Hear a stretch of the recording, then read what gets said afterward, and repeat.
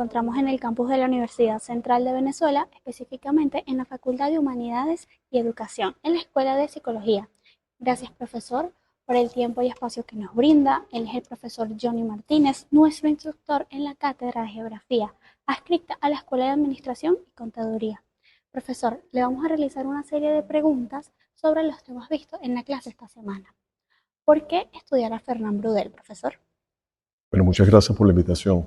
Mira, estudiar a Fernán Braudel es fundamental. Fernán Braudel es uno de los personajes más fascinantes para comprender las ciencias sociales, historiador con ideas brillantes. Su gran tesis doctoral fue El Mediterráneo y el mundo mediterráneo en la época de Felipe II, un trabajo que publica en el año de 1949. Su estancia al regresar de Europa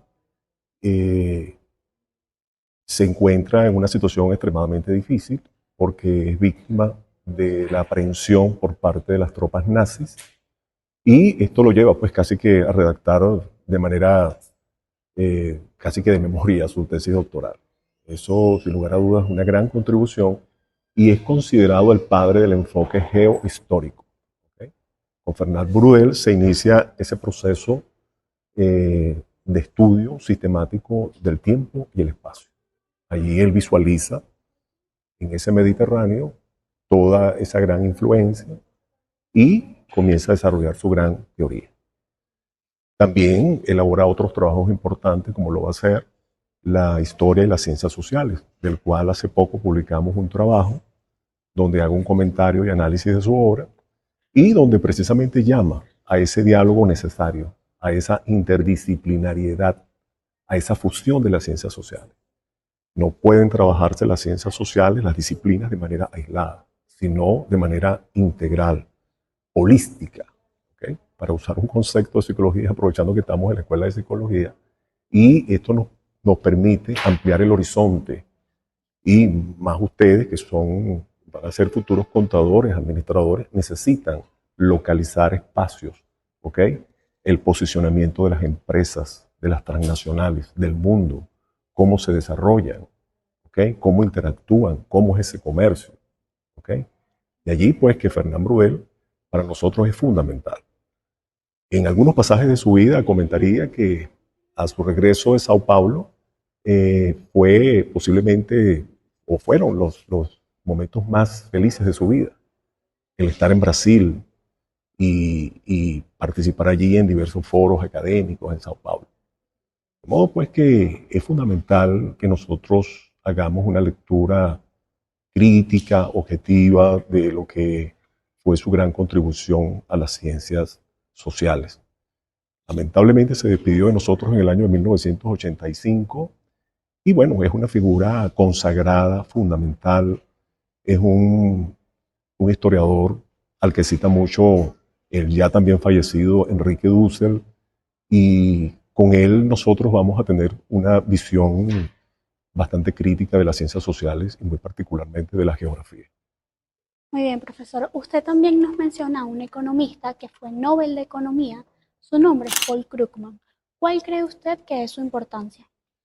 Sí, fundamentalmente la aportación de Krugman está relacionada con la economía de escalas, el proceso de aglomeración y de dispersión, o sea, la atraída y la repelida, y cómo él a través de una estructura, fundamentándose en la geografía, porque no olvidemos que la geografía es una ciencia estructurada, a diferencia de otras ciencias, es más estructurada que la historia, por eso corre menos riesgos de ser jalonada, de ser utilizada.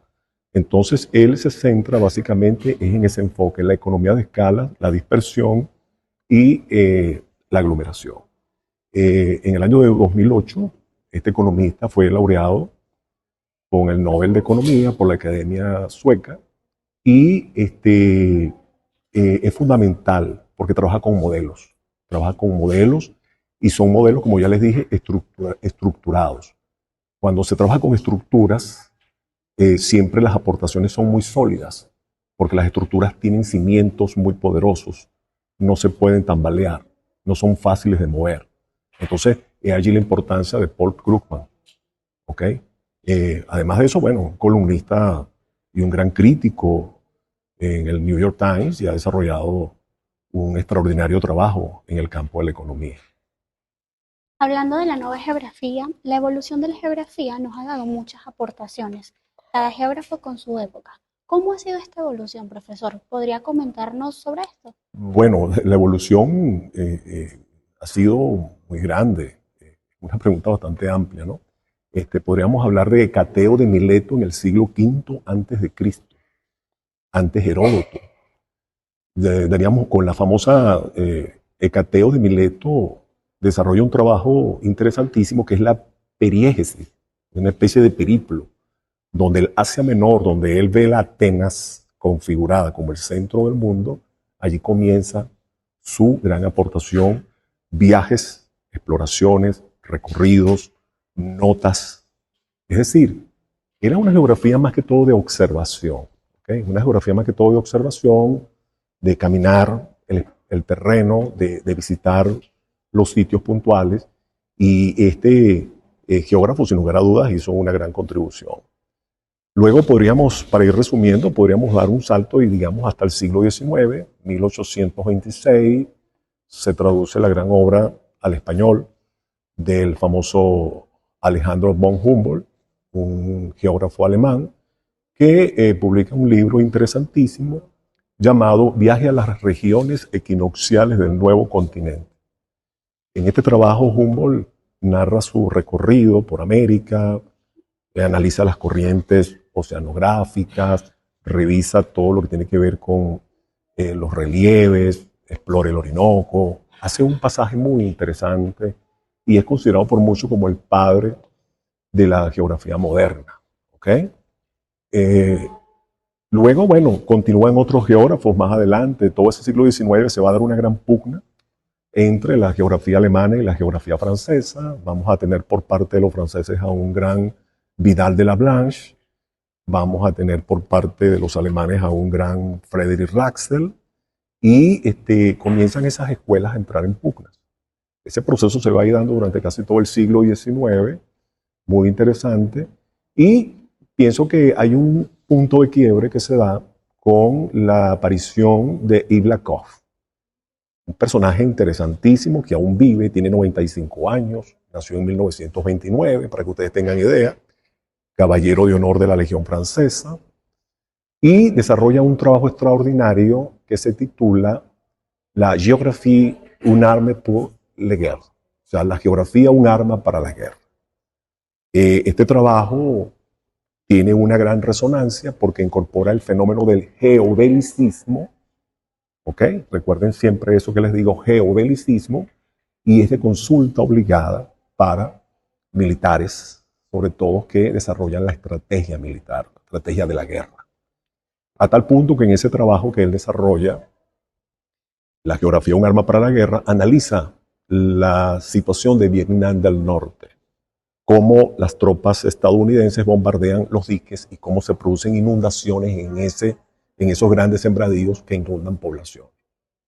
Afirma el geógrafo e historiador también que este fue un fenómeno acontecido por un bombardeo, pero fue planificado por geógrafos que conocían muy bien el territorio. Y es allí donde se da precisamente ese gran impacto de su obra. ¿Okay? De modo pues que ahí bombardean el río Rojo, las cabeceras, los diques, y eso causó un gran impacto. De modo pues que este geógrafo nos va a servir de referencia porque cuando nos toque más adelante estudiar a los clásicos, que son Alfred Tallermahan, a Brzezinski, Zbigniew Brzezinski de Cracovia, cuando nos toque estudiar Speakman, ¿okay? Y a Maclinder, que es el británico, nosotros vamos a tomar muchas ideas precisamente de Yves Lacoste. O sea, Yves Lacoste clasifica la geografía escolar universitaria como de aprendizaje, luego una geografía como contemplativa, la que se ve en revistas, los paisajes, y luego una geografía vinculada al poder, es decir, vinculada a la guerra, vinculada a los controles de los estados. ¿Ok?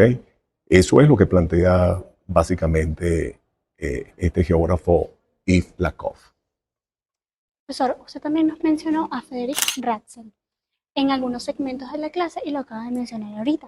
¿Existe en la actualidad alguna vigencia de su pensamiento o de su teoría? Por supuesto, por supuesto. Federico Russell es considerado por muchos expertos en la materia, historiadores, geógrafos, científicos sociales, como el gran geógrafo moderno. ¿Okay? Nace en 1844 y su gran trabajo tiene que ver con el 11th Round. El 11th Round, para ustedes que de repente no conocen esta categoría, estos términos, es un concepto alemán que significa espacio vital. El espacio vital es aquí donde tú y yo estamos. ¿Okay?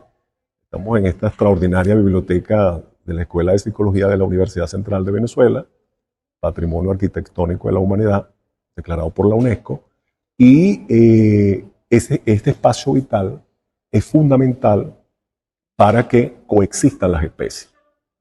Para ponerte algunos ejemplos, Francisco Tamayo, por ejemplo, un sabio, un extraordinario biólogo, cuando crea o cuando participa como cofundador de la Estación Forestal de Palo Seco en Calabozo, Estado Guárico, concibe eso como un espacio vital. Es decir, ahí está un let it down. ¿Por qué? Porque tanto la flora como la fauna que se adaptan a esas especies se convierten en biotopos. De manera que el biotopo es un espacio vital. Jean Piaget, por ejemplo, para ponerte a colación otro tema, es malacólogo. Es decir, es una rama de la biología. ¿Ok? Pero él, en un extraordinario trabajo que titula La epistemología genética de la equilibración, epistemología significa teoría del conocimiento. La epistemología genética de la equilibración es eso, es eso. O sea, cómo evolucionan las especies, cómo se dan esos cambios y cómo es esa correlación progresiva. Por eso Albert Einstein en una oportunidad visitó a Jean Piaget en una ponencia y se sorprendió cómo maneja el tiempo Piaget. Jean Piaget de Neuchâtel, un suizo, y se quedó sorprendido porque no había visto semejante teoría y llegó a decir en una ocasión que era básicamente el sabio que él nunca había conocido sino hasta ese día. ¿Okay? De manera que la visión que tenía Einstein de Piaget era fundamental, ¿okay? Para aquel momento. Bueno, profesor, muchas gracias por compartir con nosotros su tiempo y sobre todo sus conocimientos. Esperamos seguir aprendiendo mucho más sobre la geografía económica en sus clases. Gracias.